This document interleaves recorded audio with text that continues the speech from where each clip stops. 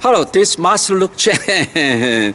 Today we are talking about how to move effortlessly, and Tao Te Ching, one of the very important concepts is called Wu Wei, the invisible action. So it's very difficult to understand if you do not look at or read Albert Einstein's relativity. Is something to do with space and time. Now, so when we move, so from the front to here, so the movement, release, absorb. Or you Tai Chi doing movement, one movement to another, you do it effortlessly. But how do you do it effortlessly? My personally is doing this. When I stretch the whole body, imagine, and of course, from top of the head and to the bottom is the center line there. At the inside your dantian, that's what you focus in, and then from there, and the energy coming in the chapter, and of course, chapter 55, chapter 16 is so important that we get that energy inside. So our thinking's inside.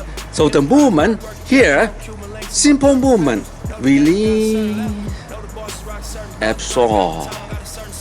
Now what I imagine is release, where the power come from. And we normally say, well, you turn your dantian, navel movement, and the shoulder brace, and the whole thing is straight line turning. So, however, this is the practical thing when you actually at the beginning, or when you're beginner to do the movement. By outside, you use your mind to move your body. But now you go further. Further means when I'm doing this, I totally relax, like I'm sitting in the middle of my dantian there. I'm sitting there. And then use my mind being oneness, being one with the cosmic. One with the cosmic, I imagine that I model out the earth, so I'm with the earth. So Mother Earth turns, it's natural turning, it's no effort. Because every day, 24 hours, it turns by itself. That's effortless. So we follow that. And then, of course, the earth, the sun, now the sun, the earth move around the sun. Every year, you in a circle. So it's effortless. You just move because of the space and time, because the time moves. Because move, there's time, or time moves, but it just moves. So your mind go with it.